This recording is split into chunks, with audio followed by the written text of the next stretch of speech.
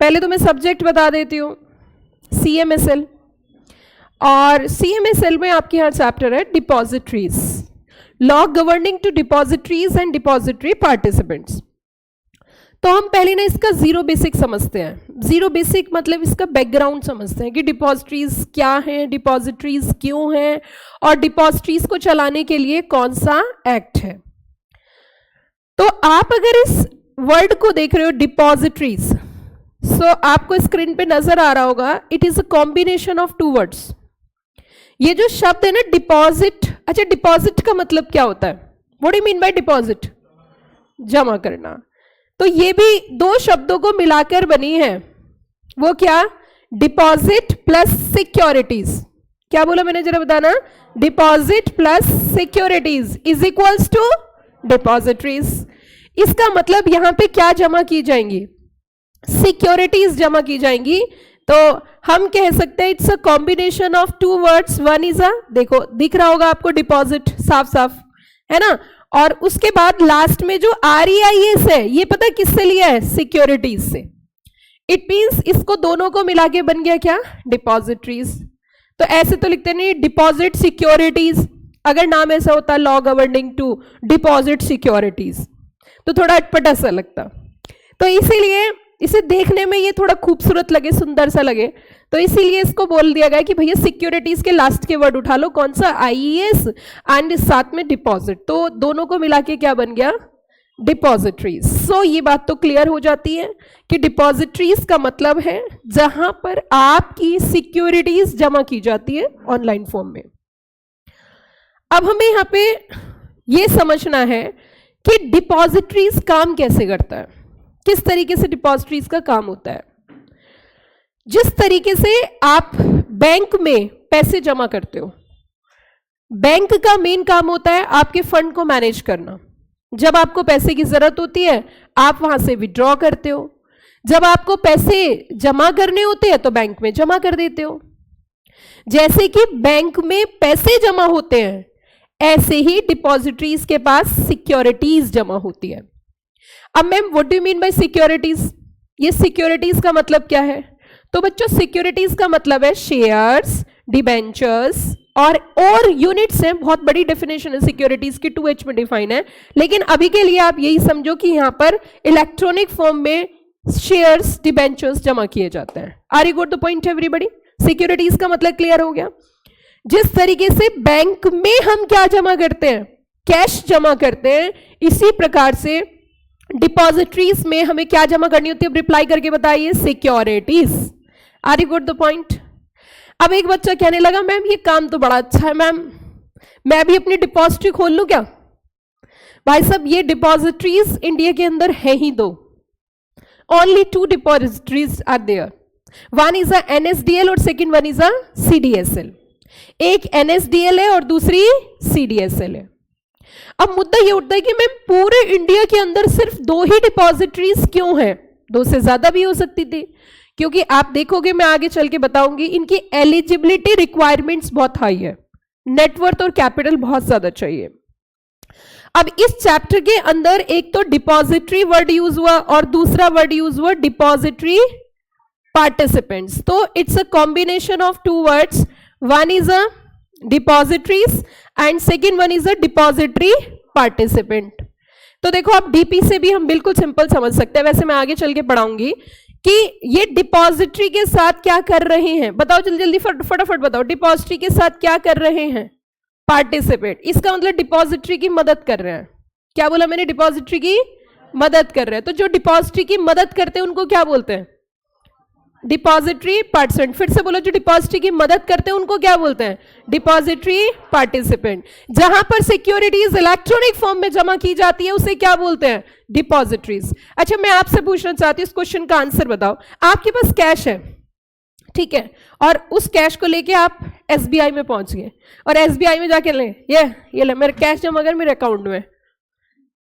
इसका मतलब आप उनके पास जब पैसे लेके जाओगे और उनसे बोलोगे पैसे जमा करो, तो वो पैसे जमा कहां करेंगे, अकाउंट में। लेकिन अगर आपके पास अकाउंट नहीं है तो इसका मतलब आपका क्या होना चाहिए, अकाउंट। अब ऐसी इलेक्ट्रॉनिक फॉर्म की सिक्योरिटीज है, हमने कहा जी हमारी सिक्योरिटीज जमा करो, किसके पास गए हम? डिपॉजिटरी के पास। तो वहां पर हमारा क्या होना चाहिए? अकाउंट होना चाहिए, उसे बोलते हैं डीमैट अकाउंट। क्या बोलते हैं? फिर से बोल दो एक बार, डीमैट अकाउंट। जैसे कि बैंक में बैंक अकाउंट होता है, इसी तरीके से इलेक्ट्रॉनिक फॉर्म में अगर सिक्योरिटीज रखनी है तो क्या होना चाहिए? Demat account. क्लियर होगी बात? अब यहां पे जो डिपॉजिटरी की मदद करता है उसको हम क्या बोलते हैं? डीपी। क्या बोलते हैं? डीपी। इसका मतलब आपके हिसाब से डीपी, अभी मैंने पढ़ाया नहीं है, डीपी का क्या रोल रहता होगा? हर जगह एसबीआई बैंक खुद पहुंचते हैं, उसकी ब्रांचेस होती हैं क्यों, जो बैंक की मदद करती है। बिल्कुल इसी तरीके से जो डीपी है ना, is an interface, intermediary between investor and depository. Depository और किसके बीच में? इन्वेस्टर के बीच का जो रोल प्ले करता है उसे क्या बोलते हैं हम? Depository participant. इन्वेस्टर को डिपॉजिटरी तक पहुंचाने का काम कौन करता है? Depository participant. इन्वेस्टर और डिपॉजिटरी के बीच में कौन रोल प्ले करता है? Depository participants. Are you got the point? अब देखिए इस चैप्टर को जरा समझते हैं।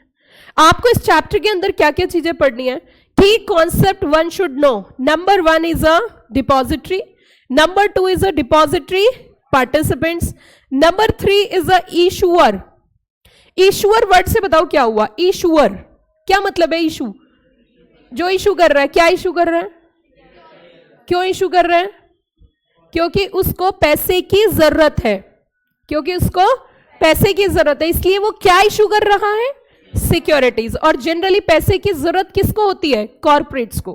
किसको बताया मैंने? कॉर्पोरेट्स को। तो कॉर्पोरेट्स को जब पैसे की जरूरत होती है तो वो क्या इशू करते हैं? सिक्योरिटीज। Got the point? आगे देखिए, beneficial owner, register owner, security, ये सब चीजें हम पढ़ेंगे।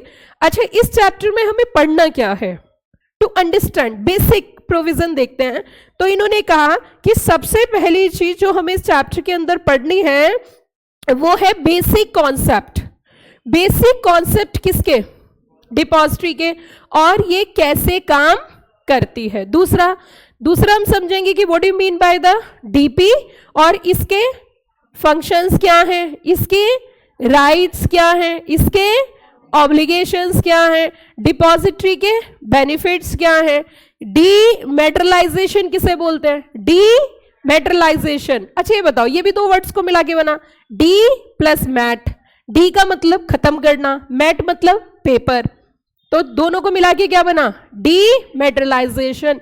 इट मींस जहां पे पेपर वर्क खत्म हो रहा है उसे क्या बोलते हैं? डीमैटेरियलाइजेशन। जहां पर फिजिकल सिक्योरिटीज को इलेक्ट्रॉनिक फॉर्म में कन्वर्ट किया जा रहा है उसे क्या बोलेंगे? बोल दो। और अगर इसका उल्टा करें हम, इसका उल्टा क्या हो सकता है?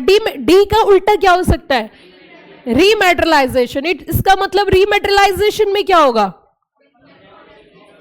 रीमैटेरियलाइजेशन में आपकी electronic securities is convert into physical securities, that is known as rematerialisation. अभी मैंने पढ़ाया नहीं, बस आपका माइंड टेस्ट करती हूं, देखते हैं कितने बच्चे सही बताएंगे। ठीक है, आर यू रेडी? ओके। अच्छा, अगर हमें रीमेट से डीमेट में जाना है, अगर हमें रीमेट से दिमाग का इस्तेमाल करना अपना, और अगर तुमने माइंड का यूज किया, बिना पढ़े बता दोगे आप, कोई तो पढ़ के भी नहीं बता पाता, आप बिना पढ़े बता दोगे क्योंकि आप बहुत इंटेलिजेंट हो। अब सुनो, ध्यान दो मेरी बात पे। मैंने कहा सुनना ध्यान से, मैंने कहा, अरे सुनो ना, मैंने कहा कि अगर आपको रीमेट से डीमेट में जाना है तो किसकी मदद की जरूरत पड़ेगी? पहले दिमाग से सोचना फिर जवाब देना। यहां आपका माइंड टेस्ट हो रहा है, अभी मैंने पढ़ाया नहीं है। मैंने कहा फूलों से, मैंने कहा आपसे, क्या जरा सुनो, कि अगर रीमेट से डीमेट में जाना है तो आपको किसकी हेल्प की जरूरत पड़ेगी? सोच समझ के जवाब देना, दिमाग का टेस्ट है ये। अगर आपको रीमेट मतलब पेपर से इलेक्ट्रॉनिक फॉर्म में जाना है तो आपको किसकी मदद की जरूरत होगी? क्या डीपी की जरूरत पड़ेगी? क्या डिपॉजिटरी की जरूरत पड़ेगी? क्यों पड़ेगी बताइए? क्योंकि हमें इलेक्ट्रॉनिक फॉर्म में सिक्योरिटीज को रखना होगा, और अगर हमें इलेक्ट्रॉनिक फॉर्म में सिक्योरिटीज को रखना है तो उसके लिए हमारा डीमेट अकाउंट होना तभी जाके हम फिजिकल शेयर्स को इलेक्ट्रॉनिक फॉर्म में रख सकते हैं। Clear, you all clear? Okay. और अगर हमें डीमेट से वापस रीमेट में जाना है, उल्टा बताओ, अगर हमने डीमेट से हम किस में जा रहे हैं? रीमेट में, तो हम किसको टाटा बाय बाय बोलेंगे? डीपी को क्या बोलेंगे? भैया हमें तेरी जरूरत, हम तो भाई अपने शेयर अपने पास रखेंगे। तो इस केस में डीपी से हमारी बातचीत खत्म हो जाएगी और डायरेक्ट कंपनी से हो जाएगी। इसका मतलब एक और बात यहां निकल कर आती है, अभी चैप्टर पढ़ा नहीं है, पढ़ेंगे, सुनिए, ध्यान दीजिए। अगर आप मेरा रूट मैप भी पढ़ लेते हो ना तो भी पास हो जाओगे। मैम देखो ऐसे मत करो मैम प्लीज, अरे मजाक कर रही हूं। सुनिए, ध्यान दीजिए, मैंने कहा कि अगर कंपनी, अगर इशूअर इलेक्ट्रॉनिक फॉर्म में सिक्योरिटीज इशू करेगी, थोड़ा सा दिमाग पे जोर डालना है बस, और कुछ नहीं, तो इसका मतलब ऐसी स्थिति में उसको किसकी हेल्प की जरूरत पड़ेगी?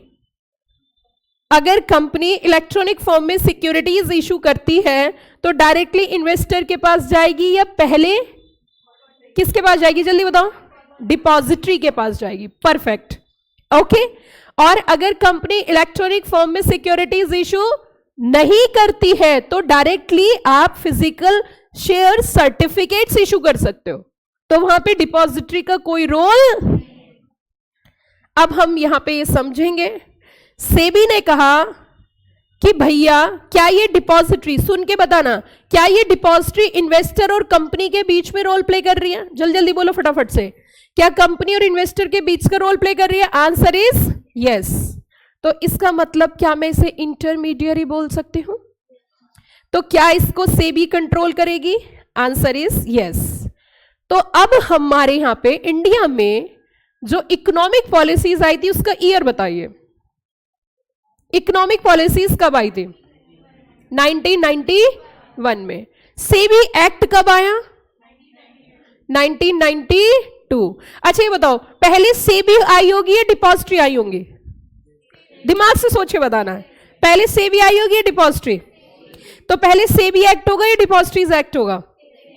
बिल्कुल सही, सेबी एक्ट है 1992, इकोनॉमिक पॉलिसीज है 1991, सेबी एक्ट है 1992 और डिपॉजिटरीज एक्ट है 1996। क्लियर होगी मेरी बात? तो डिपॉजिटरीज को रेगुलेट करने के लिए प्रॉपर एक एक्ट बनाया गया और उसका नाम रखा गया डिपॉजिटरीज एक्ट 1996। अब ये बताइए, अगर किसी को डिपॉजिटरी का बिजनेस करना है तो क्या उसे क्या उसे सेबी के पास जाना पड़ेगा? जाना पड़ेगा, क्योंकि सेबी को बड़ी पावर दे रखी है। बोला कि अगर इस मार्केट में कोई भी इंटरमीडियरी का काम करेगा तो उसको पहले हमसे आज्ञा लेनी पड़ेगी, उससे पहले हमसे परमिशन लेनी पड़ेगी, उसके बाद ही वो इस मार्केट में एंट्री कर सकता है।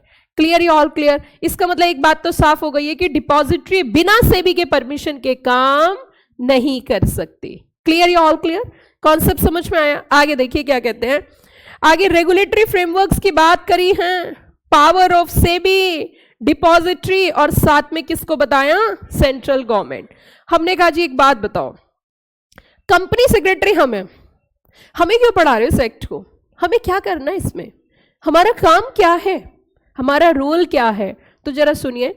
Further, a company secretary in practice is authorised by SEBI to conduct internal concurrent audit of क्या? डिपॉजिटरी पार्टिसिपेंट, और साथ में क्या बोला? Reconciliation of share capital. आपको इसलिए पढ़ाया जा रहा है क्योंकि आपको शायद ये नहीं पता कि कंपनी सेक्रेटरी भी कई तरीके के ऑडिट करते हैं।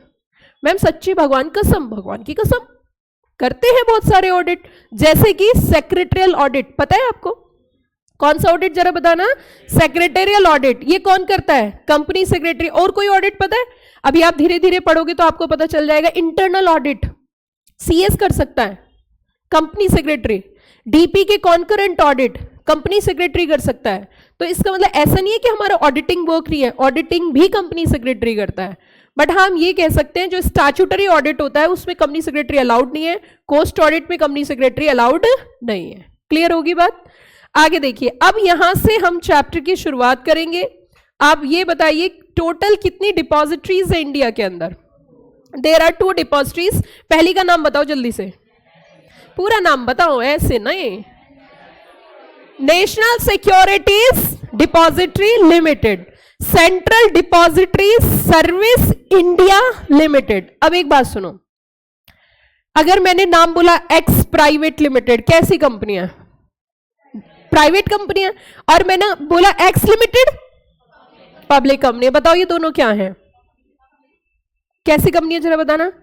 पब्लिक कंपनी है। एक बात यहां से निकल के साफ आ गई है कि अगर डिपॉजिटरी का काम करना है तो कंपनी बनानी पड़ेगी। क्या बोला मैंने जरा बताइए जल्दी से, कि अगर आपको डिपॉजिटरी के फॉर्म में काम करना है तो आपको क्या बनानी पड़ेगी, उसके बाद ही आप डिपॉजिटरी का वर्क कर सकते हो। लेकिन आज तक इंडिया के अंदर मात्र 2 ही डिपॉजिटरी है, one is a NSDL and second one is a CDSL। Clear या ऑल क्लियर? यहां तक बताइए, कोई दिक्कत? चलिए जी, बहुत अच्छी बात है। यहां पे कुछ कुछ बातें बताई, यहां पे कुछ कुछ बातें इन्होंने अपनी प्रॉब्लम रखी। कहने लगे जी 90s में depository system in Indian capital market started during, कब से? 90s। Theft, forgery, mutilation of certificate. हाँ, म्यूटिलेशन ऑफ सर्टिफिकेट। जरा सुनो, थेफ्ट का मतलब समझते हो? सुना है थेफ्ट वर्ड? क्या होता है? चोरी। कहता जी चोरी होती थी, सीना चोरी होती थी, म्यूटिलेशन हो जाता था। हमने कहा अच्छा जी। और दूसरी रेगुलरिटीज थी, हमने कहा अच्छा जी। कि सिक्योरिटीज को ट्रांसफर करने में धांधलेबाजी होती थी, मैंने कहा अच्छा जी। अब सुनो जरा, मेरी एक कहानी सुनना, सुनोगे सारे बच्चे? बिल्कुल ध्यान से सुनना। This is a share certificate actually, try to understand the problem. ये कॉन्सेप्ट आया क्यों? This is a share certificate, और मिस्टर ए ने ये शेयर सर्टिफिकेट लिया, इसके बदले 1 लाख रुपए के शेयर्स खरीदे और उसको ये सर्टिफिकेट मिला है। ये certificate is equals to money है। आप इसे इजीली कन्वर्ट कर सकते हो, किसमें? मनी में, क्योंकि आपके पास एविडेंस है कि आप उस कंपनी के इतने कैपिटल के हिस्सेदार हो, मालिक हो आप कंपनी के। क्या मेरी बात समझ में आई? मिस्टर ए गया गया गया और उसने अपनी बीवी से बोला कि सुनो, कि हाँ जी, कि देखो मैं तुम्हारे लिए क्या लाया हूं, कि कागज का टुकड़ा लाया हूं। पागल है क्या? कागज का टुकड़ा नहीं है ये, तो क्या है? ये पैसों के जैसा है मोहतरमा। मान के चलो ये 1 लाख रुपए हैं, कि कितने? 1 लाख। और इनको अच्छी तरीके से रखना कहीं पर सेव करके, ताकि जब जरूरत पड़े आप मुझे दे सको। उन्होंने कहा ठीक है। अब उन्होंने क्या किया, इन शेयर सर्टिफिकेट को, जैसा कि उनके हस्बैंड ने बोला था, उनके स्वामी ने बोला था, उन्होंने ये शेयर सर्टिफिकेट्स लेकर गए और वहां उन्होंने खोला संदूक, संदूक के अंदर संदूक, और संदूक के अंदर संदूक, बंदूक नहीं, और वहां पे शेयर सर्टिफिकेट रख दिए। अब आप जैसा कि जानते ही हो, जब दिवाली आने वाली होती है तो सबके मन में सफाई का कीड़ा जाग जाता है और सब अपने घर की सफाई करते हैं। तो यहां पर गोपी बहू ने भी सफाई करनी स्टार्ट करी। अब जब सफाई करनी स्टार्ट करी तो उन्होंने अपने स्वामी की आज्ञा का पालन किया और शेयर सर्टिफिकेट निकाला संदूक में से संदूक, और जब निकाला भाई साहब तो जब गया था तो ऐसा था, और जब आया तो ऐसा था, ऐसा था। ये क्या हुआ? ये क्या हुआ? क्या हुआ बताइए? क्या ये खुद ही फट गया? नहीं नहीं नहीं नहीं, समझिए क्या हुआ है। ये देखिए, ये देखिए, चूहों ने कुतर दिया है, ये चूहे खा चुके हैं इसे, और अब गोपी बहू ने लेके ऐसे घूम रही है। अब मैं क्या करूंगी? उन्होंने कहा चलो कोई बात नहीं, चिपक चिपक चिपक। उन्होंने जैसे तैसे इसे चिपकाया और चिपका के सोचा दिवाली पे इनकी पूजा भी तो करनी है, क्योंकि ये तो 1 लाख रुपए बताए थे। इनको टेप से चिपका लिया, चलो कोई बात नहीं, ऐसा तो छोटा मोटा काम होता ही रहता है। और उसके बाद बकेट में डाला, साबुन लगाई, धोया और उसको ऐसे करके सुखा दिया। अब उधर से मिस्टर ए आ रहे थे। मिस्टर ए ने देखा, हो गया काम, हो गया काम। अब अगर अपनी पत्नी से कहें यू आर स्टूपिड तो भी मर गया, और ना कहे तो मर ही गया। इट मीन्स अब उन्होंने कहा कि आपने क्या किया? आपकी आज्ञा का पालन किया है। दिवाली वाले दिन इनकी पूजा करनी है, 1 लाख रुपए, मैंने तो इन पे टेप चिपका के धुलाई करी है इनकी। आप मेरी गलती नहीं निकाल सकते। जैसे कि आप जानते हो पत्नियों के आगे सब डरते हैं। तो अब सुनिए जरा, अब ये सर्टिफिकेट जो है मिस्टर ए क्या करेगा ऐसे सर्टिफिकेट का, क्या करना चाहिए? वो इन सर्टिफिकेट को वापस कंपनी में लेकर जाएगा। जब आपके घर में कभी भी कोई 500 का नोट फट जाता है तो आप उसका क्या करते हो? बैंक में जमा करते हो। पता है आपको, बैंक की रिक्वायरमेंट है, आरबीआई के नॉर्म्स हैं, वो एक्सचेंज करके देना पड़ता है। तो ये सर्टिफिकेट किसने दिया था? कंपनी ने। तो वापस किसके पास जाएंगे? और वहां से डुप्लीकेट शेयर सर्टिफिकेट बनवा कर लाएंगे। आप मुझे ये बताइए, अगर ये फिजिकल फॉर्म में नहीं होता तो सबसे पहला फायदा क्या था? कि ये म्यूटिलेट नहीं होता, इसकी जो शक्ल चेंज हो गई है रखे रखे। दूसरी चीज, दूसरा, इसको कोई भी चूहा काट नहीं सकता था, इसे कोई चुरा नहीं सकता था, गोपी बहू कभी भी इसे धो नहीं सकती थी, तो सर्टिफिकेट की कोई टेंशन रहती तो वो सब खत्म हो जाती। यही चीज ध्यान में रखते हुए इंडिया ने कहा कि भैया एक काम कर लो, कि क्या, बड़ी शिकायतें आती हैं, बड़ा काम बढ़ता है, बड़ा झंझट है डुप्लीकेट सर्टिफिकेट इशू करने में, ये सब इलेक्ट्रॉनिक कन्वर्ट करो। ये कब हुआ? In the year 1996। अच्छा ये बताओ, क्वेश्चन नंबर 1 कि 1992 में जब एक्ट पास किया सेबी का, तो अगले साल क्यों नहीं कर लिया? 1993 में या 1994 में ऐसा क्यों नहीं किया? बताइए क्यों नहीं किया? क्या कारण था? कारण बताइए क्या था? क्योंकि भैया 1992 में तो होश में आई थी ना सेबी, उसके बाद पूरा सिस्टम डेवलप किया होगा ना कि कैसे इलेक्ट्रॉनिक फॉर्म में ट्रेडिंग होगी, तो इसीलिए कितने साल लगे? 4। कौन से ईयर में आया जल्दी बताओ? 1996। अब आगे चलते हैं। हमने कहा ये बताइए, how to do work of depository. Depository का काम कैसे चलता है? मुझे 2 बातें बता दो बिना पढ़े, पढ़ने के बाद तो कोई भी बता सकता है। क्या डिपॉजिटरी के लिए कंपनी बनानी पड़ेगी? पहली रिक्वायरमेंट, क्या कंपनी बनानी पड़ेगी? क्योंकि अभी जो 2 एग्जाम्पल पढ़े वो दोनों कंपनी थी, एनएसडीएल और सीडीएसएल। दूसरा, क्या ये इंटरमीडियरी है? क्या इसका रजिस्ट्रेशन सेबी से कराना पड़ेगा? 2 ही रिक्वायरमेंट है, बस पढ़ लीजिए। Anybody is eligible for providing depository service must be formed and registered as a company under the Companies Act 2013 and seek a registration with SEBI and obtain a certificate of commencement of business from SEBI on fulfillment of precedent condition. What is the crux of this point? पहले company act के तहत registration और दूसरा सेबी से क्या लेना पड़ेगा? Certificate लेना पड़ेगा। यहां तक क्लियर हो गया? आगे चलते हैं। How to join depository. हमने कहा ये बताइए डिपॉजिटरी को ज्वाइन कैसे करेंगे? How to join depository. Depository को ज्वाइन कैसे करना है? इन्होंने कहा if investor opting join depository board are required to enter an agreement with depository, किसके थ्रू? Participant to act as an agent of depository. मतलब हम डायरेक्ट किसके पास नहीं जा सकते? डिपॉजिटरी के पास नहीं जा सकते हैं। हमें पहले किससे अप्रोच करना पड़ेगा? Depository participant. इसका मतलब डिपॉजिटरी पार्टिसिपेंट को पार्टिसिपेट करने में क्या करती है? मदद करती है। तो इसका मतलब 3 हो गया। Number 1 depository, number 2 DP, number 3 investor, number 4 issuer. फिर से सुनो 4। पहला वो जो कंपनी है, कंपनी क्या कर रही है? Securities issue. डिपॉजिटरी उनको इलेक्ट्रॉनिक फॉर्म में मेंटेन कर रही है, डीपी उनकी हेल्प कर रही है, और इन्वेस्टर जो सिक्योरिटीज को परचेज कर रहा है। अब फिर से बताओ 4 चीजें। Number 1 issuer means company, number 2 depository, number 3 DP, number 4 investor. ठीक है। अब देखिए यहां पे क्या कहा इन्होंने। कहा कि एजेंसी जैसे कि कस्टोडियन है, बैंक है, एफआई है, लार्ज कॉर्पोरेट्स है, एनबीएफसी है, ये सब जो है डीपी का काम कर सकती है। उसी के साथ साथ अगर कभी भी डिपॉजिटरी को अपनी सर्विसेज प्रोवाइड करनी है तो कंपनी को पहले डिपॉजिटरी से अप्रोच करना पड़ेगा, और डिपॉजिटरी के साथ कंपनी का एक एग्रीमेंट साइन होता है। क्या साइन होता है? एग्रीमेंट। क्यों साइन होता है? अच्छा ये बताइए, कंपनी डिपॉजिटरी के साथ एग्रीमेंट क्यों साइन कर रही है? सोच के बताओ। नो प्लीज सोचना है थोड़ा सा। डिपॉजिटरी कंपनी के साथ एग्रीमेंट क्यों साइन कर रही है? एज ए कंपनी सेक्रेटरी ये सारे काम करने हैं आपको, कल को चल के यही काम होंगे। कंपनी डिपॉजिटरी के साथ एग्रीमेंट क्यों साइन कर रही है? अच्छा बताओ, डिपॉजिटरी अगर किसी को सर्विसेज देगी तो बदले में उसे क्या चाहिए?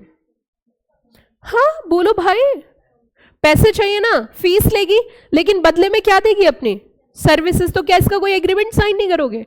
तो इसका मतलब कंपनी को किसके साथ एग्रीमेंट साइन करना पड़ेगा? डिपॉजिटरी के साथ। क्यों? क्योंकि डिपॉजिटरी कंपनी को क्या देगी? सर्विस, और कंपनी बदले में क्या देगी? पैसा।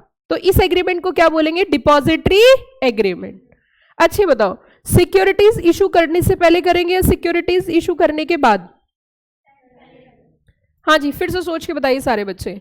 जैसे कंपनी इशू लाने वाली है, कंपनी का इशू आने वाला है, तो इशू आने के बाद या इशू आने से पहले? क्यों? ऑब्वियस सी बात है, आप जो इन्वेस्टर्स हो। अच्छा एक बात और बताइए, अपने मन से सोच के बताओ, अगर आपके शेयर्स इलेक्ट्रॉनिक फॉर्म में है तो क्या इजिली कन्वर्ट इनटू कैश है? मैं बोल सकती हूं ज्यादा क्या है? लिक्विडिटी। और अगर फिजिकल शेयर सर्टिफिकेट है तो लिक्विडिटी कम है। तो ऐसी स्थिति में इन्वेस्टर को फायदा होगा और इन्वेस्टर के बेनिफिट का पॉइंट है। तो जब कंपनी प्रोस्पेक्टस इशू करेगी बात तभी मेंशन कर देगी ना, क्या कि भैया हमारे शेयर्स किस फॉर्म में रहेंगे? Electronic form. और हमने किसके साथ साइन कर रखा है एग्रीमेंट? डिपॉजिटरी के साथ। कौन सा एग्रीमेंट? Depository agreement. क्लियर होगी बात? आगे देखिए अब, depository system and overview. Exam में 5 बार क्वेश्चन आ चुका है और बड़ा सिंपल है, और ऐसे क्वेश्चन रटे नहीं जाते, सिर्फ लिखे जाते हैं समझकर। डिपॉजिटरी एक बैंक की तरह काम करता है। Comment, depository is working as a bank. Comment 4 marks. जैसे कि एक बैंक काम करता है ऐसी डिपॉजिटरी काम करता है। क्या ये ट्रू है? ट्रू है। कैसे लिखोगे इसमें? क्या लिखोगे? कोई बच्चा, एक बच्चा बताइए। अगर ये क्वेश्चन आपके एग्जाम में आ भी जाता है तो आप इसे किस तरीके से लिखोगे? जल्दी बताओ। और बड़ा आसान है सीएस करना। देखिए जब हम कोई चीज शुरू करते हैं स्टार्टिंग में तो हमें चीजें, पहली बात तो ग्रुप 2 का फोबिया ही बहुत होता है। पता है ग्रुप 2 में एक पेपर है सीएमएसएल, बहुत टफ है। और कौन बोलता है? जिसने पढ़ा ही नहीं है। जो पढ़ता है वो टफ बोलता ही नहीं है। तो बताइए जल्दी से, सिंपल सी बात बताओ। मैंने आपसे क्वेश्चन रेज किया कि डिपॉजिटरी जो है एक बैंक की तरह काम करता है, आपको 4 नंबर में लिखना है। आप कैसे शुरुआत करोगे? देखते हैं क्या क्या परसेप्शन है। अच्छा सारे बच्चे लिख के दिखाओ। सारे बच्चे अपने पास से बना बना के, जितना मैंने तुम्हें बताया ना, जितना तुम फट्टे मार सकते हो, जितना तुम कुछ भी लिख सकते हो, कुछ भी लिखो, कुछ भी जो तुम्हें आता है। देखती हूँ आप कितने यहाँ पे बच्चे कितने हवाबाज टाइप के हैं, मतलब जो सुनी हुई ज्यादा लिख सकते हैं। जो भी आपको आता है कुछ भी लिखो बेटा, पेन पेपर पे कुछ भी लिखो। कोशिश करने वाले की हार नहीं होती। देखते हैं आज अगर आपका एग्जाम है और आपने मेरी क्लास सुनी है तो सुनने के बाद तुम कितनी हवाबाजी कर सकते हो। पढ़ने के बाद तो सब लिखते हैं बिना पढ़े। डिपॉजिटरी एक बैंक की तरह काम करता है। 4 नंबर है, आपका एग्जाम है और एग्जाम से 1 सेकंड पहले आपके फ्रेंड ने हिंट दिया है, हिंट दिया है सिर्फ आपको कि डिपॉजिटरी एक बैंक की तरह काम करता है। लिख दे बेटा, लिख दे बेटा। और इसमें ना समय सीमा भी होती है, ऐसे नहीं है कि आप 1 घंटा बैठे हो। जो मन आए वो लिखो, जो मन आए वो लिखो, जो भी आपके मन में आ रहा है वो लिखिए। ट्राई करिए। डिपॉजिटरी एक बैंक की तरह काम करती है, इसके बारे में आपको लिखना है। लाइव में जितने बच्चे पढ़ रहे हैं वो भी लिखिए।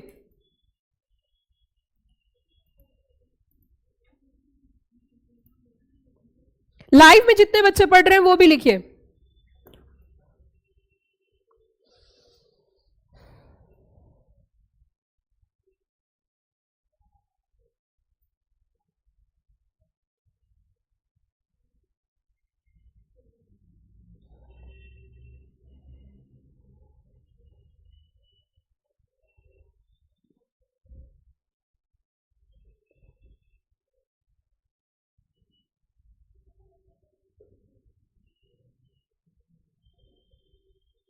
हाँ जी, हो गया।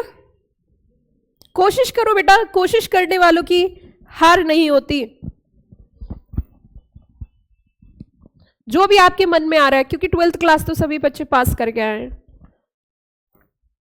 लिखिए।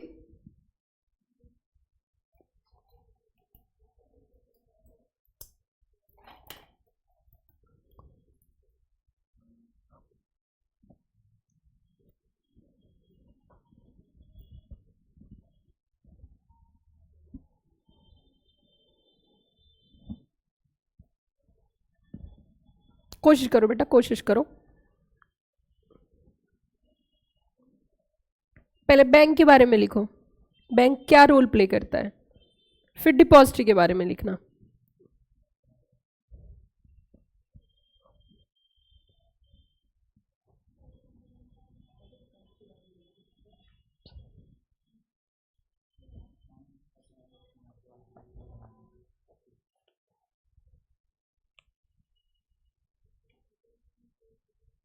थोड़ा और बड़ा लिखो इसे, ठीक है, और लिखो। अकाउंट नहीं खोलते हैं?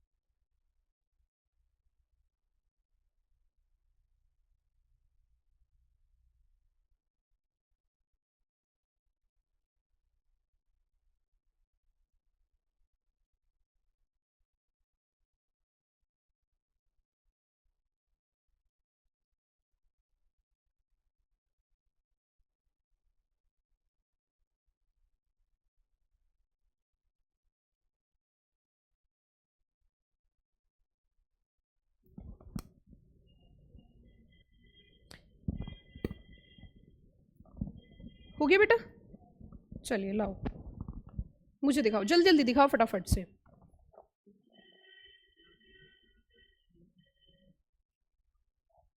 ठीक है, इस पे 2 मार्क्स मिलेंगे। बेटा लिखा नहीं आपने, स्पीड बहुत स्लो है। आपने कुछ लिखा? दिखाओ, कोई बात नहीं, शुरुआत ऐसी होती है, we have to open demat. ठीक है, ठीक है, ऐसे ही शुरुआत करनी है। आपने लिखा कुछ? क्लास के बाद दिखाना मुझे। और किसी ने पूरा लिख लिया? दिखाओ बेटा जल्दी।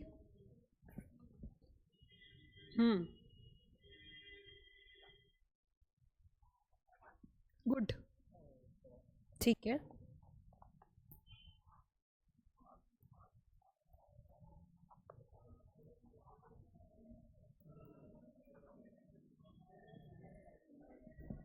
लाओ, प्लीज बातें नहीं करो जिसका हो गया है तो।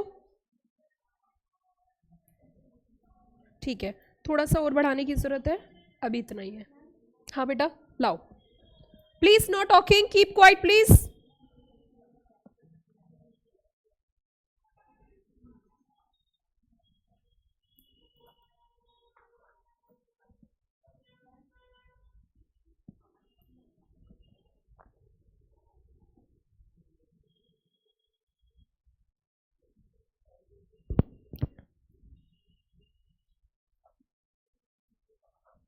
गुड है, मैं आपकी सीट पे ही आ रही हूँ, वहीं रहो। हाँ हो गया, गुड।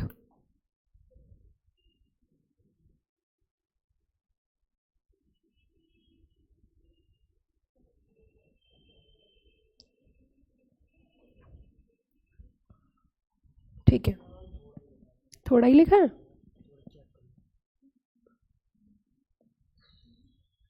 ठीक है बेटा, ये रजिस्टर मत यूज़ किया करो, ये मुझे बिल्कुल पसंद नहीं है, ये होने भी नहीं चाहिए आपके पास। ठीक है, और किसी का? क्लास के बाद चेक करा लेना, ठीक है? आपने कर लिया? दिखाओ। नहीं बेटा, ये तो बहुत कम है, 2 लाइन से तो नहीं काम चलेगा। हम्म हम्म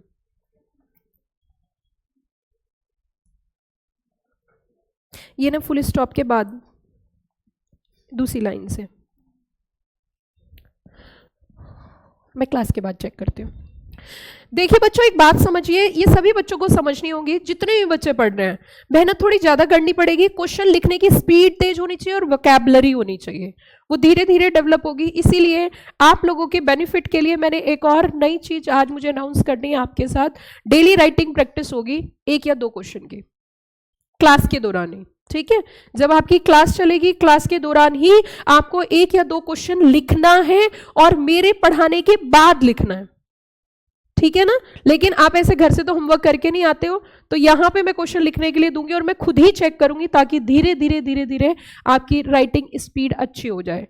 ग्रुप 1 ग्रुप 2 दोनों दिन का एक स्पाइरल बना लीजिए, या शीट्स रखिए ऐसे करके, ये शीट्स रखिए सभी बच्चे, व्हाइट शीट्स, और एक फ्लैप फाइल। उस पे जो क्वेश्चन लिखोगे ना तो उसको वहीं कवर कर लो, फिर अगली क्लास में जो दूसरा क्वेश्चन लिखोगे, तीसरा क्वेश्चन लिखोगे, तो आपके बहुत सारे क्वेश्चंस कलेक्ट हो जाएंगे, ठीक है। और उस पे मार्किंग भी होगी। अभी आपको उतना अच्छा लिखना नहीं आता जितना अच्छा लिखना होना चाहिए एग्जाम पास करने के लिए। Got the point? ये प्रैक्टिस से आता है। कोई भी पहले दिन डांस क्लास में जाके अच्छा डांस करता है? पहले दिन ड्राइविंग करनी सीखता है तो गाड़ी उड़ा देता है? ये उड़ ही जाता है ना। तो ये एक दिन का काम नहीं है, इट्स अ स्किल बेसिकली। आप इसे समझिए, इट टेक्स सम टाइम, इसमें टाइम लगता है और टाइम के साथ साथ प्रैक्टिस करनी पड़ती है। समझ में आ गई मेरी बात? चलिए आगे चलते हैं। अब देखिए, आप इसे समझिए जरा। Depository is an organisation like a central bank. Depository एक ऐसी ऑर्गेनाइजेशन है जो किसकी तरह काम करती है? Central bank. Where securities of shareholder are held in electronic form, जहां पे सिक्योरिटीज किस फॉर्म में रहती हैं? Electronic form. आगे देखिए, अब यहां पे कुछ वैसे ही बोला, according to section 2A depositories act, depository means a company formed and registered under companies act 2013 which has granted certificate and registration किससे? सेबी से। आगे यहां पे इन्होंने कहा डिपॉजिटरी एक ऐसी ऑर्गेनाइजेशन हो जो क्या होल्ड करती है? जल्दी जल्दी बताओ मेरे साथ साथ। सिक्योरिटीज, जैसे कि shares, debentures, bonds, government security, mutual fund units etcetera. Invest in electronic form at the request of investor through registered depository participants. आगे चलते हैं।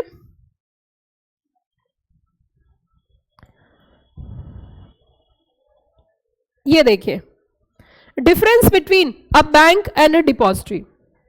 Difference between a bank and a depository. Depository और bank के बीच में, depository और bank के बीच में क्या डिफरेंस है? दोनों के बीच में क्या अंतर है? तो यहां पे जो बैंक है ना, बैंक, सुनिए ध्यान दीजिए, जो बैंक है वो होल्ड करता है क्या? फंड्स इन एन अकाउंट, और ये होल्ड करती है सिक्योरिटीज इन एन अकाउंट। अब तो बोलो मेरे साथ साथ। नंबर 2, ट्रांसफर करता है funds between account on the instruction of account holder, और यहां पे ट्रांसफर करता है securities on instruction of beneficial owner. अब यहां पे एक नया टर्म आया, बेनिफिशियल ओनर। अब सुनना मेरी बात ध्यान से। जो डिपॉजिटरी होती है आपकी, डिपॉजिटरी अपने रिकॉर्ड मेंटेन करती है, और उन रिकॉर्ड में जिन लोगों ने इलेक्ट्रॉनिक फॉर्म में शेयर्स होल्ड कर रखे हैं उनके नाम लिखती है, तो उन्हें बोलती है बेनिफिशियल ओनर। क्या बोलती है? को किसे बोलती है? जो इन्वेस्टर्स हैं जिन्होंने शेयर्स इलेक्ट्रॉनिक फॉर्म में होल्ड कर रखे हैं उनको क्या बोला जाता है? Beneficial owner. क्या बोला मैंने, जरा बताना? Beneficial owner. आगे देखो, facilitate transfer without having handle money. क्या पैसे हैंडल करने पड़ते हैं? Answer is no. यहां पे भी ओनरशिप ट्रांसफर होती है without to having to handle the securities. Accountable for what? Safekeeping for funds. ये किसके लिए? Safekeeping for securities. अब लिख दोगे क्वेश्चन का आंसर कि डिपॉजिटरी जो है वो बैंक की तरह काम करती है। अब लिख सकते हो और अच्छा लिख सकते हो ना इसे पढ़ने के बाद। तो इसकी अब घर से प्रैक्टिस करना। अब आगे चलते हो और फिर उस क्वेश्चन को एनालाइज करना जो आपने देखा है। अब देखिए इधर सुनिए।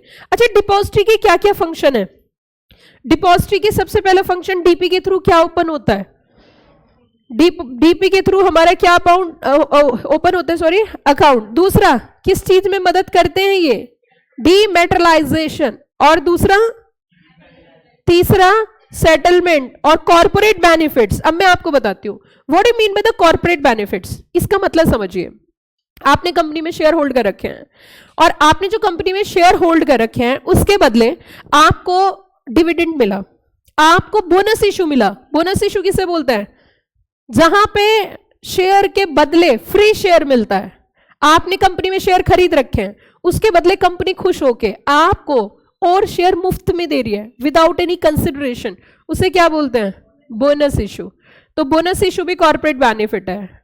डिविडेंड राइट इशू, ये जो बेनिफिट्स होते हैं डायरेक्ट आपके अकाउंट में ही चले जाते हैं, ठीक है। तो इसे क्या बोला जाता है? Corporate benefit. क्या बोला मैंने? Corporate benefit. क्यों बोलते हैं इसे कॉर्पोरेट बेनिफिट? क्योंकि कॉर्पोरेट्स क्या प्रोवाइड कर रहे हैं? बेनिफिट। कॉर्पोरेट्स क्या प्रोवाइड कर रहे हैं? बेनिफिट्स। क्लियर या ऑल क्लियर?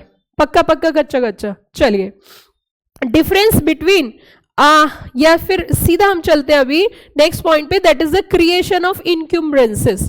लाइफ में जो बच्चे किसी को कोई भी दिक्कत है, you can ask me frankly, simple, आपको चैट बॉक्स में बस लिख के भेजना है। हाँ जी बच्चों, आगे इन्होंने कहा क्रिएशन ऑफ इनक्यूम्ब्रेंसेस। हमारे देश की ना एक बहुत बड़ी दिक्कत है, क्या जरा बताइए? जो इंग्लिश मीडियम का बच्चा है, अब सुनना, जो बच्चे इंग्लिश मीडियम में पढ़ते हैं उनको इंग्लिश पढ़नी बहुत अच्छी आती है लेकिन बोलनी नहीं आती और हिंदी लिखनी नहीं आती। आप सुन लीजिए ध्यान से, जो इंग्लिश मीडियम के बच्चे हैं उन्हें इंग्लिश पढ़नी बहुत अच्छी आती है, अगर उनसे कोई हिंदी का कंटेंट दे दिया जाए, डिपॉजिटरी हिंदी में पढ़ाएं, नहीं समझ में आएगी, लेकिन उन्हें इंग्लिश अच्छी बोलनी नहीं आती। जो हिंदी मीडियम के बच्चे हैं वो बेचारे हिंदी ही पढ़ते हैं, हिंदी अच्छी बोलते हैं, हिंदी अच्छा लिखते हैं, वो एटलीस्ट एक साइड तो हो गए। लेकिन जो इंग्लिश वाले बच्चे हैं इंग्लिश मीडियम के, वो इंग्लिश में पढ़ लेते हैं सब कुछ, वो सब समझ लेते हैं, क्योंकि जो बच्चा इंग्लिश मीडियम में पढ़ के आता है वो इंग्लिश में सारी चीजें समझता है। एसएसटी इंग्लिश में, जीएससी इंग्लिश में, सोशल साइंस इंग्लिश में, मॉरल साइंस इंग्लिश में, मैथ्स इंग्लिश में, होता है नहीं होता है। लेकिन जो अब वो बोलता क्या है? हिंदी, तो उसे बोलना नहीं आता इंग्लिश। बहुत कम ऐसे बच्चे होते हैं, बहुत कम स्कूल ऐसे हैं। देखिए ऑल ओवर इंडिया इतने सारे स्कूल्स हैं, तो उसमें से अगर हम 1% स्कूल ऐसे बोले जिनके बच्चे अच्छी इंग्लिश बोलते हैं, मुझे ऐसा लगता है इंग्लिश सीखने की जरूरत नहीं होती। इंग्लिश आपको माहौल से आती है, और इंग्लिश बोलना हिंदी से बहुत आसान है। हिंदी बोलना कठिन है, इंग्लिश बोलना आसान है। अब इंग्लिश बच्चों को अलग से, हमारे यहाँ पे स्पीकिंग कोर्स होता है इंग्लिश का, पता है आपको? सेंटर चलते हैं, मात्र 30 दिन में अंग्रेजी बोलना सीखे। फिर वहां पे बच्चे ना गर्मियों की छुट्टी में उनके 2-3 ही काम होते हैं, या तो वो डांस क्लास जाते हैं, जो डांस क्लास है ना, या फिर वो जाते हैं कंप्यूटर क्लास, कंप्यूटर सीखने जाते हैं। और कंप्यूटर में करते क्या? कंप्यूटर ऑन करा, ऑफ करा, वर्ड में कुछ कर लिया, ड्राइंग कर ली, और उसी के साथ साथ गेम खेल लिया। हमारे टाइम पे यही होता था, बस ये कंप्यूटर ऑन करना, ऑफ करना, चलाना, और बस उसकी पैसे देके आते थे। अच्छा, अब उसी के साथ साथ कंप्यूटर क्लास और इंग्लिश स्पीकिंग। पेरेंट्स बोलते छुट्टी पड़े ना, स्पीकिंग सीख क्या? अरे भैया स्पीकिंग तो हम आपसे ही सीख लेते, अगर आप इंग्लिश बोलते तो हमें जरूरत क्या थी कहीं जाने की, खुद तो हिंदी बोलते हो। और हमें कहते हैं हम इंग्लिश सीख क्या है, हम तो आपसे ही सीखते हैं, क्योंकि इंग्लिश तो एक भाषा, एक वे ऑफ कम्युनिकेशन है, उसे सीखने की क्या जरूरत है, वो तो अपने आप ही आता है। आप 20 दिन हमारे साथ रहो, इंग्लिश सीख जाओगे, क्योंकि जब घर में कम्युनिकेशन इंग्लिश होगा तो दिक्कत होगी। दिक्कत किसे होगी? बच्चे को होगी। अब हमारे बच्चे के साथ भी एक दिक्कत हो गई है, हम उसे अगर हम बोलते हैं हैंड वॉश करके आओ तो वो करके आता है, दूसरे बोलते हैं हाथ धो के, वो देखता रहता है उसकी तरफ, ये बोल क्या रहा है भाई साहब। तो ये भी प्रॉब्लम वाली बात है, ये भी एक दिक्कत है। तो इट मीन्स कहीं ना कहीं दोनों लैंग्वेज, अब बच्चा दोनों लैंग्वेज तो बाद में समझता है ना, अब वो दो लोगों के साथ इंटरेक्ट हो रहा है, दोनों सेम लैंग्वेज बोल रहे हैं। वो हैंड वॉश करो तो वो तो बस हैंड वॉश ही समझेगा। अब उसके सामने कोई आगे बोला हाथ धो लो, तो वो तो उसे देखेगा, ऑब्वियस सी बात। हम उसे बोलते क्रॉस करके बैठो तो क्रॉस करके बैठ जाता है, और कोई से बोलता है सही से बैठो तो उसे देखता रहता है, बोल क्या रहा है भाई साहब। ये भी एक दिक्कत वाली बात बाद में समझ में आई जब बच्चे के साथ प्रॉब्लम हुई। तो इट मीन्स कहीं ना कहीं प्रॉब्लम क्या है कि इंग्लिश तो एक कम्युनिकेशन है, एक लैंग्वेज को कम्युनिकेट करने का तरीका है। अब यहां पे एक वर्ड है, दैट इज द इनक्यूम्ब्रेंसेस। अब ये बताओ इसका मीनिंग क्या है? Encumbrances, what do you mean by the encumbrances? अब ये यहां पे ऑलमोस्ट जितने भी क्लास की स्ट्रेंथ है 99.9% बच्चे जो हैं वो इंग्लिश मीडियम के हैं। एक बच्चा हार्डली हिंदी मीडियम का होगा, क्योंकि जो हिंदी मीडियम के बच्चे होते हैं वो सोचते हैं सीएस करे ना करे। पता है क्यों? ये क्वेश्चन पूछते हैं मैम सारी बुक इंग्लिश में ही है, वो वैसे ही डर जाता है। लेकिन हिंदी मीडियम वाले बच्चे भी सीएस कर लेते हैं, ऐसी कोई बड़ी बात नहीं है। अच्छा ये बताइए जल्दी से, इनक्यूम्ब्रेंसेस का मीनिंग बताइए। इनक्यूम्ब्रेंसेस का मतलब होता है बर्डन। इनक्यूम्ब्रेंसेस का मीनिंग होता है बर्डन। क्या बोला मैंने? बर्डन, है ना। तो अब सुनो जरा ध्यान से, बर्डन की अगर हम बात करें कि बर्डन किस बात का, ये हेल्प करते हैं क्रिएट करवाने में इनक्यूम्ब्रेंसेस, चार्जेस। कैसे? किसी को पैसे की जरूरत है तो वो अपने सिक्योरिटीज के अगेंस्ट लोन ले लेता है। किसके अगेंस्ट? सिक्योरिटीज के। तो उसे बोलते हैं क्रिएशन ऑफ इनक्यूम्ब्रेंसेस। क्या बोला मैंने? Creation of encumbrances. तो ये भी हमारी हेल्प कौन करते हैं? डिपॉजिटरी, क्योंकि इलेक्ट्रॉनिक फॉर्म में सिक्योरिटीज है, उन्हीं का कंट्रोल है, तो उनकी मदद से हम सिक्योरिटीज के अगेंस्ट क्या ले सकते हैं? लोन ले सकते हैं। तो इसे क्या बोलते हैं बच्चों, जरा बताना? Creation of encumbrances. क्लियर या ऑल क्लियर? यहां तक पॉइंट समझ में आया? अब देखिए, हमने कहा जी ये बताइए डिपॉजिटरी सिस्टम के क्या क्या बेनिफिट्स हैं। What are the benefits of depository system? Depository system के क्या क्या फायदे होते हैं? अच्छा जी, आप मुझे बताइए, अभी तो हमारा सर्टिफिकेट पड़ा है, ये इस सर्टिफिकेट की क्या हालत हुई थी? क्योंकि ये फिजिकल फॉर्म में था, इसे चूहों ने कुतरा, इसे गोपी बहू ने धोया, उसके बाद डुप्लीकेट सर्टिफिकेट आया। यस और नो? यही हुआ था। In that particular situation, now a scenario, if these shares are convert into electronic form, then सारी प्रॉब्लम खत्म। थेफ्ट की प्रॉब्लम खत्म, फिजिकल हैंडलिंग की प्रॉब्लम खत्म। पहले फिजिकल हैंडलिंग में उसने कितना कष्ट किया था, कहां से कहां रखा था। No need to physical handle the shares in case of electronic form. Yes और नो? तो फिजिकल हैंडलिंग की प्रॉब्लम खत्म, थेफ्ट की प्रॉब्लम खत्म, म्यूटिलेशन की प्रॉब्लम खत्म। अब मैंने यहाँ पे एक वर्ड बोला, म्यूटिलेशन। बच्चे मुझे ऐसे देख रहे हैं, भाई हिंदुस्तान में टीचर बनना बहुत मुश्किल काम है। पहले हिंदी सिखाओ, फिर हिंदी की इंग्लिश सिखाओ, फिर इंग्लिश की हिंदी सिखाओ, फिर लॉ सिखाओ। तो देखो कितने सारे काम करने पड़ते हैं। What do you mean by the mutilation? Mutilation का मतलब क्या होता है? जैसे आपने कभी रफ कॉपी में काम किया, रफ रजिस्टर में पेंसिल से काम करना और उसे 3 महीने बाद खोलकर देखना, क्या होता है? हाँ, धुंधला हो जाता है, धुंधला हो जाता है ना, आधा मीठा मीठा सा। वैसी सर्टिफिकेट में हो जाता है, तो उसे बोलते हैं म्यूटिलेशन। क्या बोलते हैं? म्यूटिलेशन। तो देखो, अब यहां पे इन्होंने कहा भाई सब, elimination of all risk associated with physical certificates. Physical certificates dealing in physical securities have associated risk. Number 1 पहला रिस्क थेफ्ट का, दूसरा रिस्क म्यूटिलेशन का, तीसरा रिस्क सर्टिफिकेट के लॉस का during movement from one register to another register. ये सारी problem electronic form में अराइज नहीं होती। आगे देखिए, एलिमिनेशन ऑफ बैड डिलीवरीज।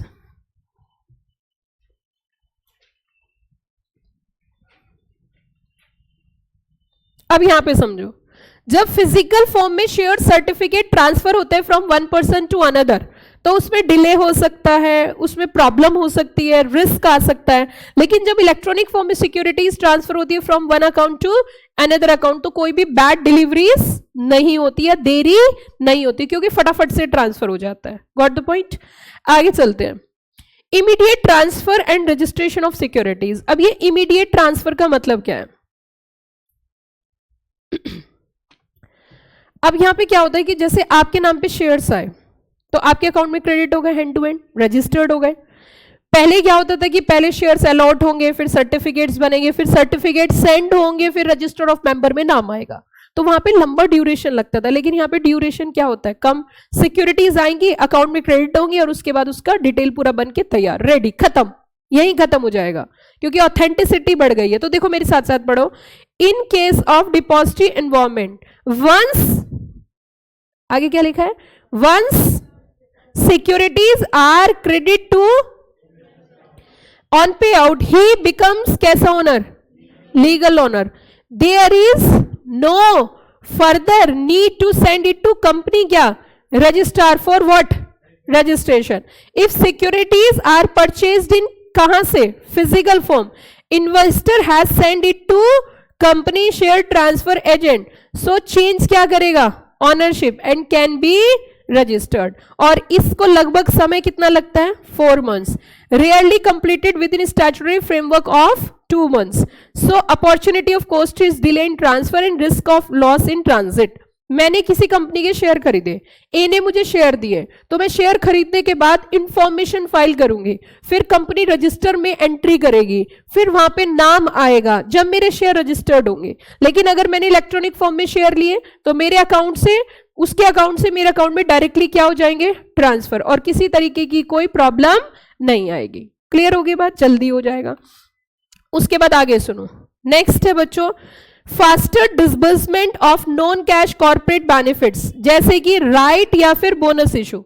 अगर कोई राइट या बोनस इशू आए तो मेरे अकाउंट में डायरेक्ट क्या हो जाएगा, क्रेडिट, और फर्दर कोई आपकी डिटेल्स की जरूरत नहीं पड़ेगी। लेकिन फिजिकल फॉर्म में बहुत लंबा प्रोसेस होता है, सर्टिफिकेट सेंड करने पड़ते हैं। डायरेक्ट क्रेडिट और non cash corporate entitlements to investor account, thereby ensuring क्या, फास्टर, क्या वर्ड यूज किया जरा बताना इसे, faster disbursement and avoiding risk of certificate on transit. अब यहां पे सुनो, मान के चलिए हमने फिजिकल फॉर्म में शेयर होल्ड किए, ठीक है, और हमें नए शेयर आ रहे हैं तो हमारे घर पे ट्रांसफर होंगे, हमारे घर पर डिलीवर होंगे। अब बीच में डाकिया डाक लाए और डाकिया गायब हो गया, तो शेयर सर्टिफिकेट्स भी क्या हो गए, गायब हो गए ना। डाक के थ्रू हमारे पास, पोस्ट के थ्रू, डाक नहीं समझते हो, आई अंडरस्टैंड द टर्म डाकिया, अ पोस्टमैन थ्रू द पोस्ट।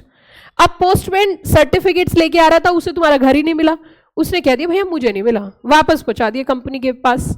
अब ऐसी स्थिति में आपका तो डिले हो गया। लेकिन अगर आपका इलेक्ट्रॉनिक फॉर्म में शेयर्स आने थे तो फटफट आपकी डीपी ने उसमें क्या कर दिया, क्रेडिट, आपके अकाउंट में सीधा ट्रांसफर हो गए। Got the point. जैसे कुछ इस तरीके से समझो, आपको ऑनलाइन फीस करनी है तो आप फटाफट से स्कैन करते हैं, आपके पापा ने कहा फीस देनी है, यहाँ देनी है, तेरे को नहीं दूंगा, कि क्यों, डायरेक्ट अकाउंट में ट्रांसफर करूंगा, तू बीच में कमीशन खाता है, अच्छा कोई बात नहीं। अब पापा ने फटाफट हमारा नंबर लिया और पेमेंट कर दिया। लेकिन अगर ऑनलाइन फैसिलिटी नहीं होती तो फीस है 30,000, बच्चे ने बताया 35,000, 5,000 एक्स्ट्रा ले लिए। अब वो पैसे लेकर आ रहा है और रास्ते में उसके पैसे खो गए। हमसे पूछो, जब हमारे टाइम में इलेक्ट्रॉनिक फॉर्म में ट्रांसफर नहीं होता था तो हम कैश में फीस लेके जाते थे, स्कूल फीस, और अगर 5,000 रुपये उन्होंने हमें फीस सबमिट, बड़े बच्चों को देने लगते हैं ना पेरेंट्स पैसे, तो उन्हें हैंडल करने भी आने लगते हैं। तो सपोज करिए हम 5,000 रुपीज स्कूल फीस लेकर आ रहे हैं या ट्यूशन फीस 500 रुपीज लेके जा रहे हैं, तो भाई साहब हर 2 मिनट में मम्मी यही बोलते हैं, ध्यान से जाना, पैसे खो मत देना, पैसे खो मत देना। और अलग अलग तरीके से पैसे रखने की कला सिखाते थे, क्योंकि बैग में से बच्चे चुरा सकते हैं, तो मदर सॉक्स में भी रख देते थे, यहां से कोई नहीं चुराएगा। कितना अच्छा तरीका है। और जब तक हम बच्चा पहले स्कूल में पहुंचने के बाद दूसरा काम तब करता था जब पहले फीस जमा करता था, क्योंकि उसे स्ट्रेस रहता था, कई यार 5,000 रुपये खो गए ना, जान ले लेंगे घर वाले। तो इट मीन्स अब आज की डेट में बच्चों को हैंडलिंग कैश आएगा ही नहीं, बड़ों को ही नहीं आता हैंडलिंग कैश। अब तो मैं ही भूल जाती हूँ, मतलब किसी को, वैसे भी मैं बस अपनी पढ़ाने की चीजें याद रखती हूँ, बाकी चीजें मैं भूल ही जाती हूँ। मैंने किसी के साथ 1,000 रुपीज का ट्रांजेक्शन किया, मैं ऑनलाइन पेमेंट करती हूँ, पहली बार उसे कैश दिया, काफी महीनों बाद 300 रुपये लेना भूल गई, वो तो ईमानदार आदमी था, उसने मुझे दे दिया। इट मीन्स कहीं ना कहीं जब आप ऑनलाइन ट्रांजेक्शन ज्यादा करते हो तो फिजिकल हैंडलिंग, ये नेचर होता है ह्यूमन बीइंग का, हम जो काम नहीं करते हम भूल जाते हैं, इसमें कोई घबराने वाली बात नहीं। तो मैं घबराई नहीं कि नहीं नहीं ऐसी कोई दिक्कत नहीं है, हो जाता है ऐसा। तो इट मीन्स सिंपल सी बात यह है कि यहाँ पे इलेक्ट्रॉनिक फॉर्म में सबसे बड़ा फायदा क्या है कि बीच में जो आपका टाइम होता है वो क्या नहीं होगा, खराब नहीं होगा, आपके सर्टिफिकेट्स की बैड डिलीवरीज नहीं होगी, डायरेक्ट आपके अकाउंट में क्या हो जाएगा, ट्रांसफर। आगे चलते हैं बच्चों, आगे कहते हैं भैया जी reduction in handling of huge volume of papers. जो आप बहुत सारा पेपर वर्क हैंडल करते थे, अब आपको वो पेपर वर्क हैंडल करने की जरूरत भी नहीं है। उसी के साथ साथ अब मैं आपको दूसरा एग्जाम्पल देती हूं, और पहले एग्जाम्पल से जरा समझना। आप अभी सीएस इंस्टीट्यूट के स्टूडेंट हो, आईसीएसआई के स्टूडेंट हो, लेकिन आज की डेट में आपको अगर अपना एड्रेस चेंज करना है तो 2 तरीके के एड्रेस होते हैं, एक होता है आपका परमानेंट एड्रेस और एक होता है आपका कम्युनिकेशन एड्रेस, इंस्टीट्यूट पूछती है। अब ऐसे हमारे टाइम में भी था, जब मैं सीएस कर रही थी तो कई बार क्या था कि हमें एड्रेस चेंज कराना पड़ता था, कम्युनिकेशन एड्रेस चेंज कराना है तो उसके लिए हमें इंस्टीट्यूट ही जाना पड़ता था, और इंस्टीट्यूट में जाकर ही सेक्टर 62C37 में जाकर ही हमें चेंज कराना होता था, हमारे पास कोई ऑप्शन नहीं है। एग्जामिनेशन फॉर्म फिल करना है, इंस्टीट्यूट ही जाना पड़ता था।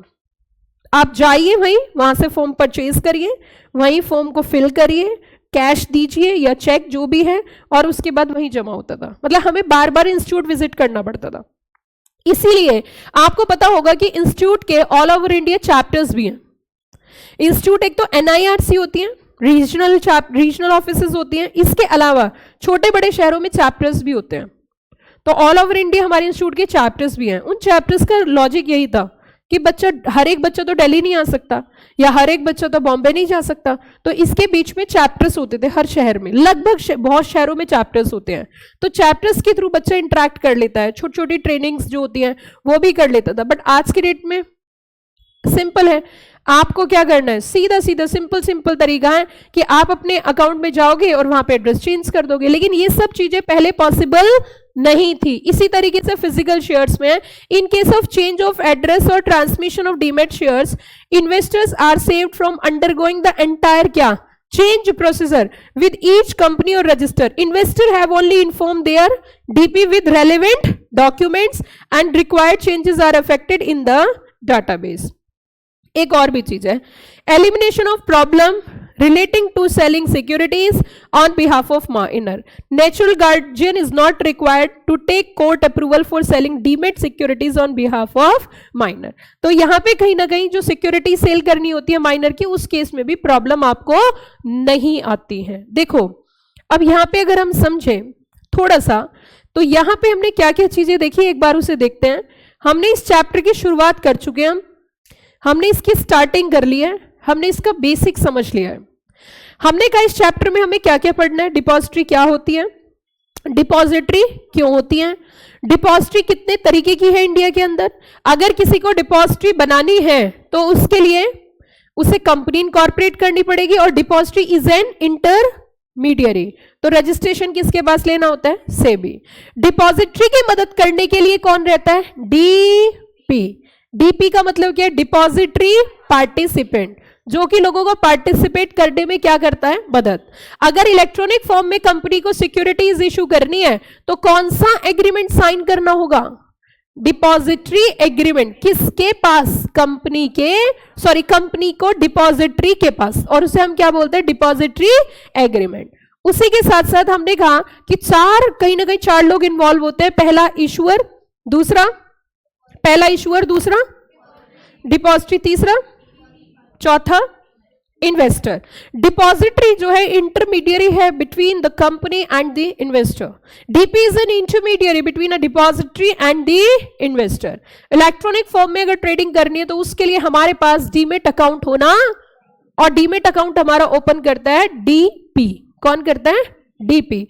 उसी के साथ साथ हमने यहां पे ये भी देखा कि डिपॉजिटरी में अगर हम सिक्योरिटीज होल्ड करते हैं तो उसके हमारे क्या क्या बेनिफिट्स हैं, और हमने ये भी डिफरेंशिएट किया what is the difference between a bank and a depository.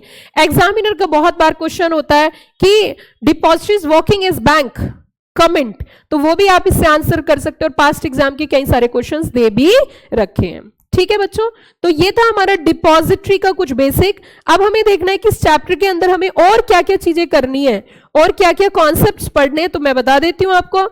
Models of depository, डीमेटेरियलाइजेशन, DP कौन होता है, इशूअर किसे बोलते हैं, डीमेटेरियलाइजेशन किसे बोलते हैं। मैम ये तो हमारा बाएं हाथ का खेल है, बता रही हूं अगली क्लास में क्या क्या पढ़ना है। डीमेटेरियलाइजेशन किसे बोलते हैं, घर से चाहो तो एडवांस में पढ़ के आ सकते हो मैम, हो भी नहीं सकता मैम, पुराना पढ़ ले वही काफी है। डीमेटेरियलाइजेशन, आगे देखिए प्रोसेस ऑफ डीमेटेरियलाइजेशन, उसके बाद रीमेटेरियलाइजेशन, और बच्चों प्रोसेस ऑफ रीमेटेरियलाइजेशन, फिर हम स्टार्ट करेंगे उसके बाद डिपॉजिटरीज एक्ट, और डिपॉजिटरी के कुछ एक्ट के कुछ प्रोविजंस, राइट्स, ऑब्लिगेशन, सरेंडर, और ऐसे करते करते हम धीरे धीरे आगे बढ़ेंगे और आगे बढ़ते ही जाएंगे। तो बच्चों ये इसके बाद का फर्दर टॉपिक हम लेटर ऑन करेंगे। और लाइव में जो बच्चे अभी बताइए, किसी को कोई डाउट हो तो बताइए प्लीज।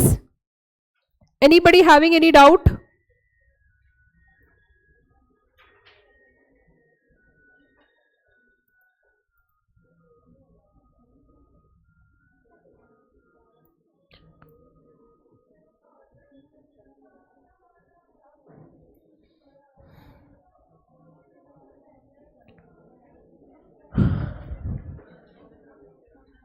अगर किसी को कोई डाउट हो तो डाउट पूछ सकते हैं। अभी तक टॉपिक में किसी बच्चे को किसी तरीके का कोई भी डाउट हो, you can ask me frankly.